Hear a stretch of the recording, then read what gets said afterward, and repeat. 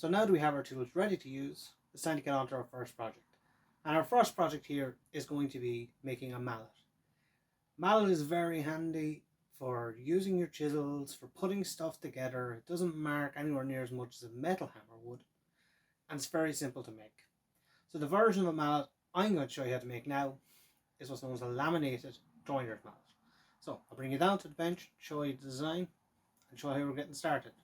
So this is our design. It's a very simple design, and if you look online you'll find any number of sets of drawings on how to make a joiner's mallet. So basically how I'm going to make this is we're going to take 3 pieces of timber, glue them together into a solid block. This removes the need for doing more difficult mortising.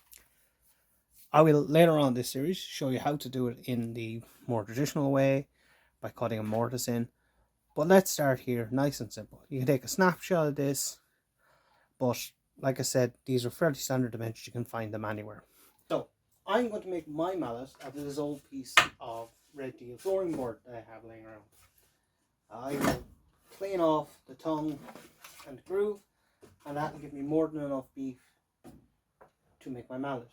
Now if you don't have something like this hanging around, you could go to a hardware shop and ask for 4x1 planed, and in metric that works out around 18 by 92.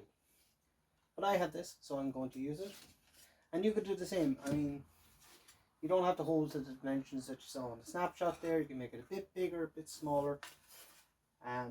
It's a great project to start with, and of course buying this in the shop or using scraps are very inexpensive, free if you have the scraps. And most people starting out just want to try this, so I'd recommend going down that route, seeing if you have something left over, maybe from a job in the house, or even if you just go to someone that you know that has stuff and say, look, I'm looking for this. It costs nothing to ask.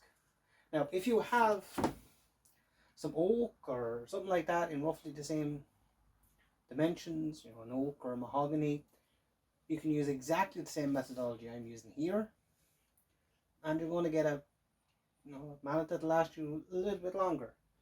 But this is a great starter project. So look at the sketch I have here. My head is going to be 130 wide and 100 high. Now there is an angle on the face of these of 5 degrees. Don't worry about that for the minute. I'm going to show you a very easy trick how to do that without anything complicated, just an old protractor and a piece of card, easily repeatable angles. Keep your eye out for that one. But I'm going to make this bigger because I'm going to cut these angles when it's glued together. So I'm going to cut myself 3 pieces at 150. Now in the center here, we're not going to have material where the handle is going in. But for expediency's sake, and just for our own self, we'll get out the 3 pieces the same size and we'll cut those angles after, because we can trim it all off when it's glued up. Then I'm going to get out my handle, so I'm going to cut a piece of 350, and then I'm going to split that down to get this 35mm dimension. But we'll start here with our heads. So we'll get our handsaw and start cutting. Now, one of the handy things about handsaws when you buy them is they always have this fence here. So if you put the piece like that, you get a 90-degree cut, but like that, you get a 45. Now it's accurate enough for general work, not really for fine joinery, but for what I'm doing right now, it's perfect. So I'm going to use this as my square. Again, using your saw as a square, mark that off. So when you're doing repeatable parts, the best thing to do is to cut the first one and then mark the rest off that, which is what I do here.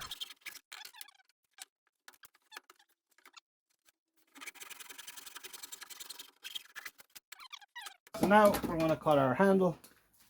I got 350 long for our handle. So realistically, out of a piece, you're going to need 800 mil. That's going to get you one head and two handles. So you don't need much for this. Very simple. Set up, very little tools. Perfect for a new starter project. So, pop your hand out. Not too pressure.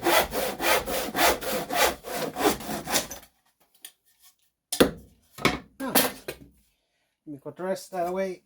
For another project, we have all the materials we need. So the next step for me here is to plane off these tongues and grooves. Obviously, if you're getting stock that's already squared, you won't have to do this step. But in general, try to get in practice planing as much as you can, because it's something you're going to use on every single project, and it's vital that you get good at it. So what to watch for when you're planing is that you are keeping consistent in terms of the pressure you're applying. So generally what you want to do is apply pressure more towards the back of the plane, so it's going to be your reference point to keep it flat, and just keep working away and check on it. So you want to check your square, and you want to check that you're not going in a hill, and the more planing you do, the easier it'll get. But always practice planing whenever you get a chance. You might notice here I'm using a different plane than we showed in the kit last week. This is the one I restored. Again, free is the best price when you're starting learning something. If you can find one, do it. If not, I have a video on how to buy a cheap plane and get it up to professional quality. So, since this is the first bit of planing I've done, I'm going to explain a little bit about the logic of planing. So, see now if I can find a good example. None of these are great examples, but I'll draw it on it here. So, you have your grain in your timber, and the grain has a direction. So, let's say for a more extreme example, the grain was going this, like this, straight up. It's going pretty straight here. You always want the plane going that way, so that you're hitting the tops of these points as they occur. Because you plane this way, where the points are pointing up, your blade will get caught here. It'll chip stuff out. You'll get a much rougher. Of course, I'm using a really nice fancy vise here. You don't need that. Of course you don't. You can make a rudimentary vise, you know, which I have, which is two pieces of wood that you can stack up. Or if you have a table that you're working on has an apron, you can take your clamp and clamp your material. Maybe you need one or two clamps. Take the clamp your material to the apron of your table. And if you don't have one, it's really only a simple matter of screwing something onto the edge of your table to break that apron. Like that. Just slowly work your way down. So when you have that done, when you're down, take out your square and check it against the light. So it's a bit hard to see here. I'll try show you, but you can see there, just at the very tip, if it'll focus, there's a slight little gap that you can see of light, which means that I'm slightly to this side, so I want to lean a little bit to the other side when I'm planing. Again, the more you practice, the better you'll get, and that side is a better example. So you can see there that little bit of light, so I know that this side is high. So I'm just going to put it in as I'm planing, and just tilt my wrist ever so slightly for a few passes, and then work my way back to have a full angle, and everything is nice and square. Again, look, if you have to get 5 of these out to get this right, This is practice that will stick with you through your entire woodworking journey. So that's that. Almost perfectly square. Again, over time your eye will develop. You'll be able to see what is or isn't square. Pretty much so by looking at it. And again, working your way down. That's nice and square. And you want to put your thing right on it there. Same thing, just to see if you're tearing off one end or you're nice and square. So I'm nice and square. I'll proceed now to do it for the other two pieces that make up my middle, and for one side of my handle.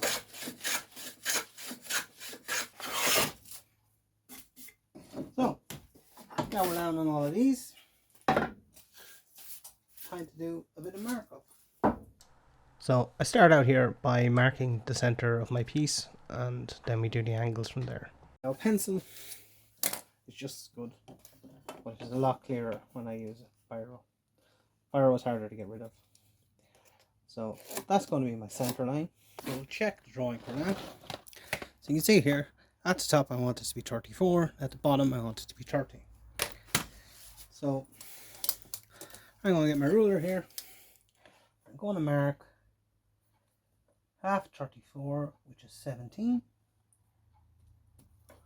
which coincidentally I almost got perfectly right. Jefferson said, I'm a big believer in luck. I find the harder I work, the luckier I become. And this we want to be 30, so half 30 is going to be 15. So now we have our two marks, and we will join them up. So essentially this is where our handle will sit. So that's the void we need to create.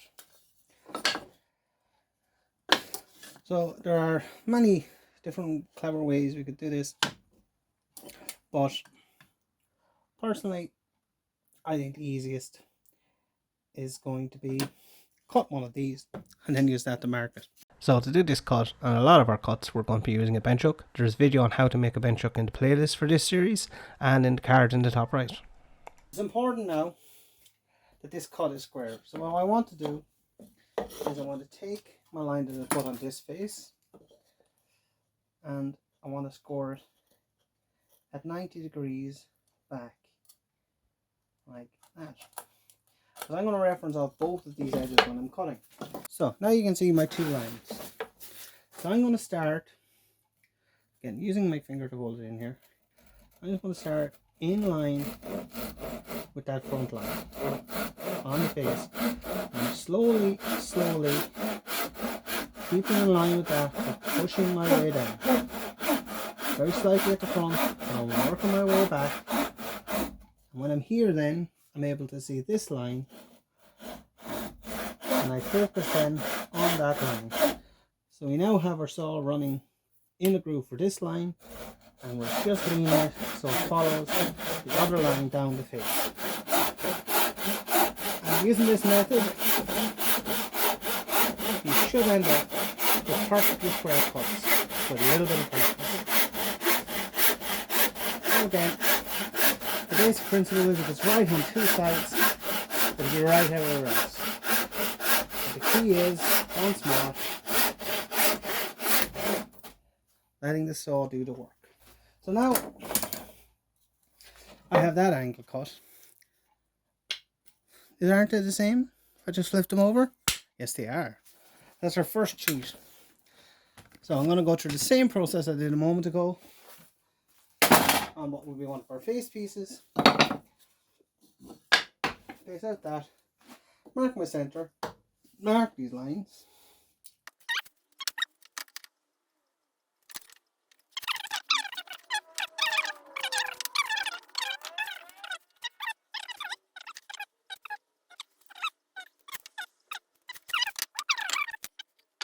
So now I know where I'm putting these two cheek pieces that I cut a moment ago with that single cut. So I'm going to line them up like that.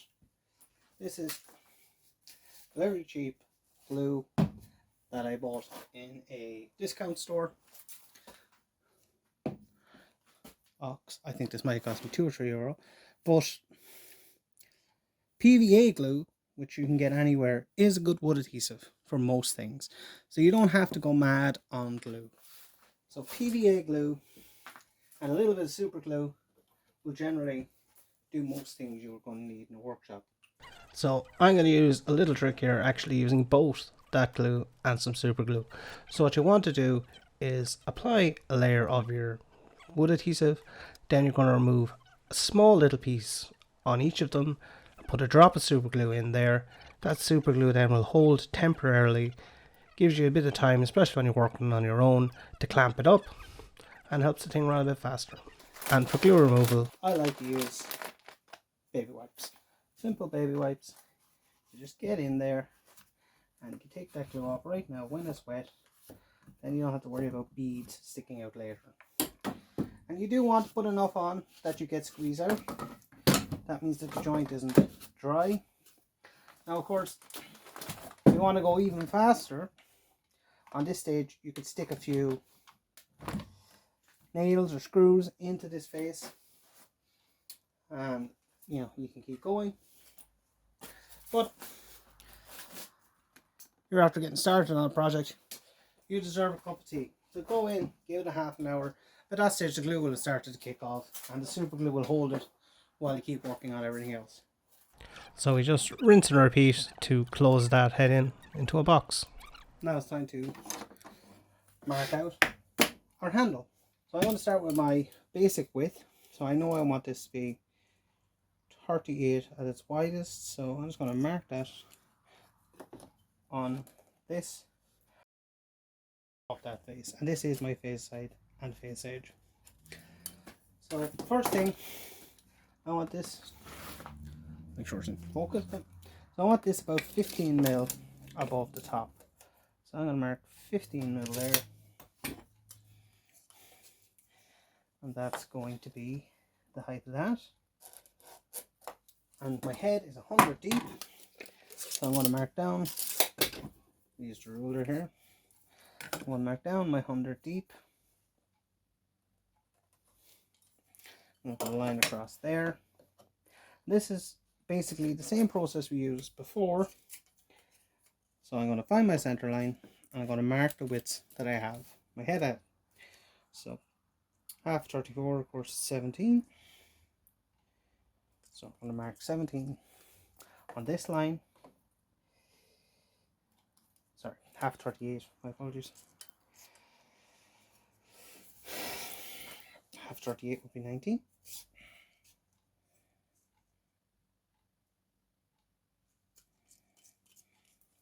So there's my center line.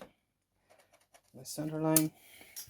When you mark this out, you want to use the same dimensions you used inside the head, plus about 2 or 3mm, so that that wedge is bigger than the one in the head. Our handle where we want to hold it, we want that to be about 200. So 200. So we'll strike that across. That's where these lines need to end, so I'll just continue them a little bit longer. Right, like that. And from there on, it's going to be straight.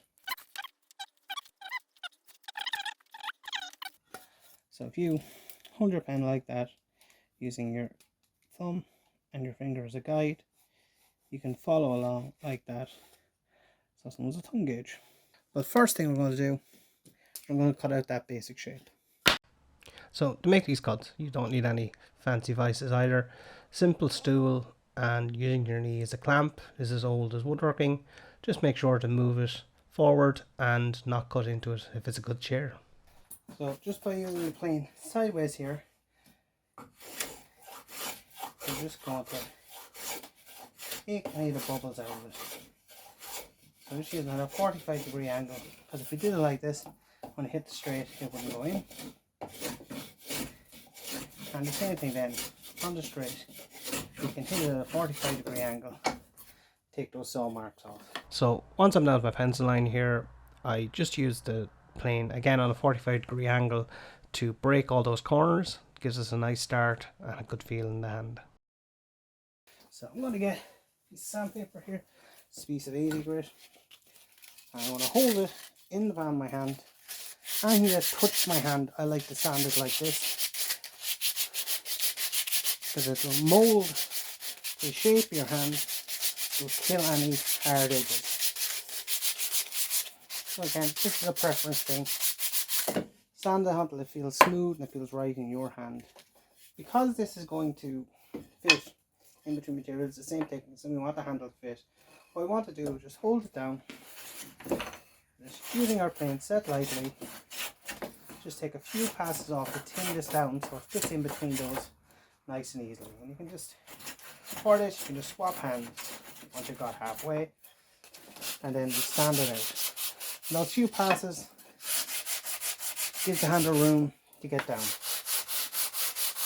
And once it's all sanded and it feels right in your hand and there's no roughness, it's time to move on to marking the head. So I need a 5-degree angle on the faces of the head, so I just make up this very simple little marking template using a piece of card stock and a protractor, and then I just clean up the top and the bottom to give me a reference to work from, and yeah, we're getting close.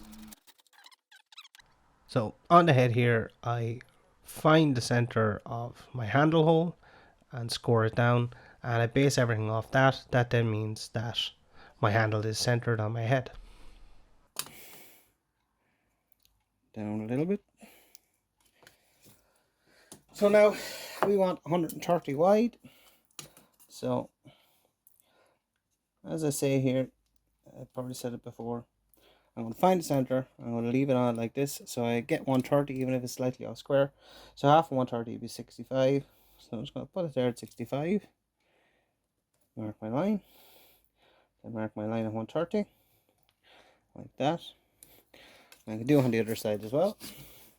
Then I'm going to bring in my handy little jig, line it up with the bottom, so I know I'm getting that 5-degree angle, take my time, get it right, and then mark like that. And that's why it's important to use a piece of card, because obviously a piece of paper, you probably wouldn't be able to run the pencil along, or the pen along as easy. So again, make sure I'm lined up at the bottom, hold it down, and then mark up and along. Now it's important that it's wider at the top, so that when, easier for bringing it in a bit, so when your hammer is coming down, because of the angle you're going to be holding it, it'll be hitting the chisel at a good angle. If it's the other way around, you're always going to be driving the chisel away from yourself. Now we have our angles marked on the face. All we need to do is transfer a square line back and cut it using the same methods we've used before.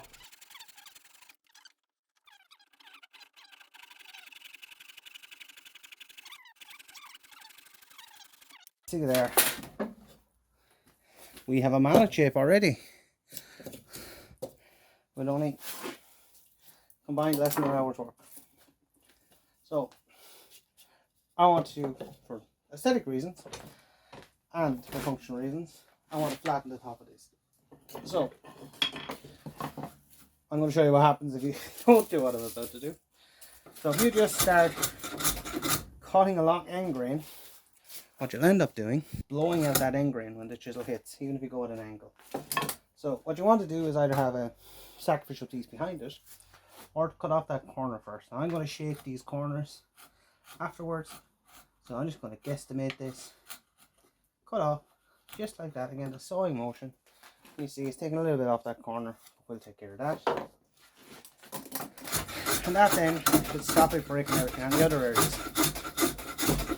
And as well, adjusting your plane so it's as fine as you can will help stop that breakout happening. So when I have the faces planed, I add a chamfer. This helps to prevent the edges splitting out, also removes any sharp edges from your hand. I do that on both sides and then do all the corners with a plane. I also do the same thing on the top and bottom of the handle.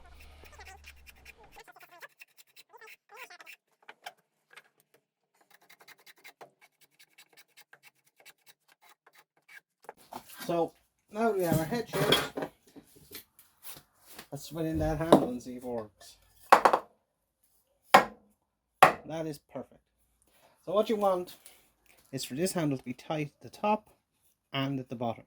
So if it was loose at the bottom, I'll give you an example of what it doesn't work. Let's say, right, so if I push that up a little bit, if you see a gap here, that means you need to take a little bit off the top angle there to get it to fit. And you all want to look and see if you're going out square. You mark your top and bottom, you know where you need to move it from, and you just take little bits off along that whole length, so you know it's a bit thick at this end, so you taper it down a bit,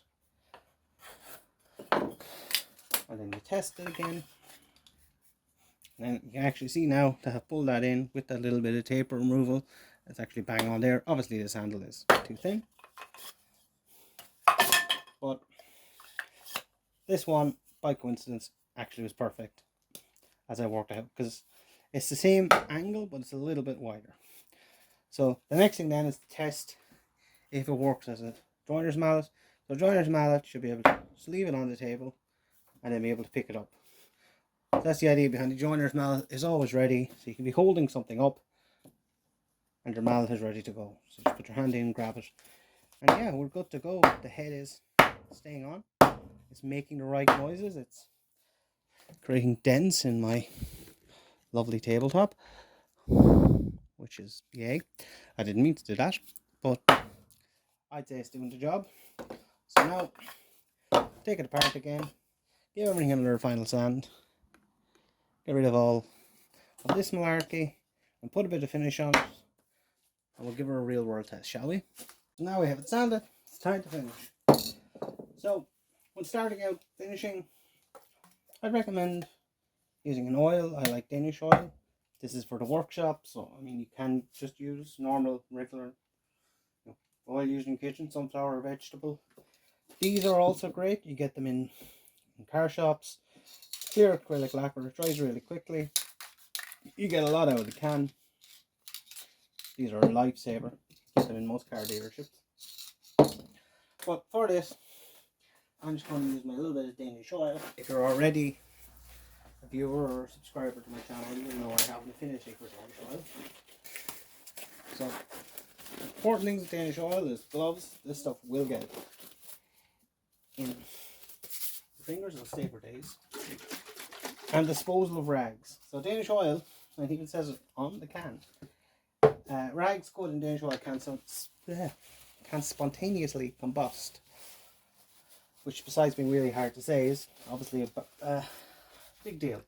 So you always want to follow the instructions with regard to disposal of rags on the Danish oil.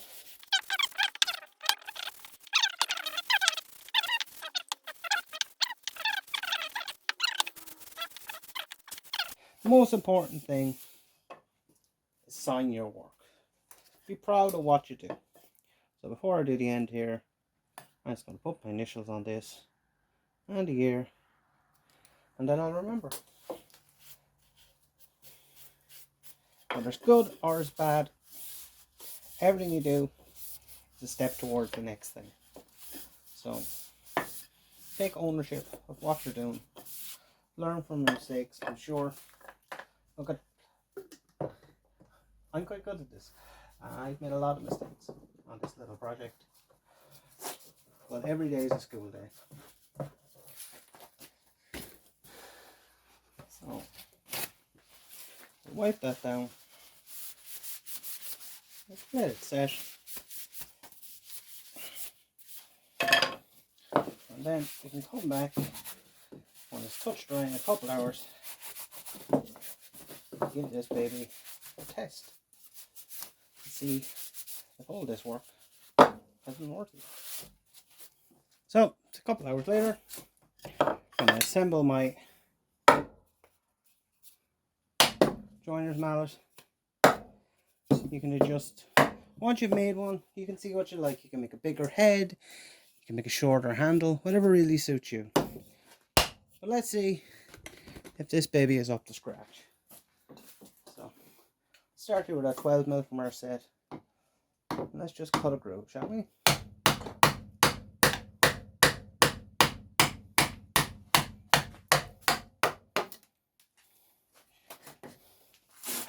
I mean, I'm gonna call that good. So that's project one of our starting woodworking on a budget series done. Make sure to tune in next week when I'm going to show you how to make a simple tool tote or toolbox for all our tools, which will be an intro then to kind of doing more precise joints and joinery. But I started with this because it's a tool you need for the set. You can make it yourself, and if you get into woodworking, you're always going to be making your own tools and your own jigs to make your life easier. This is no great way to carry. So yeah, like, subscribe, and yeah, if you want to see more of this video, let me know. Keep those comments coming in, and absolutely do try this at home. I don't talk about screw ups at this point, but yeah, this went pretty easy. That 100% was not on purpose.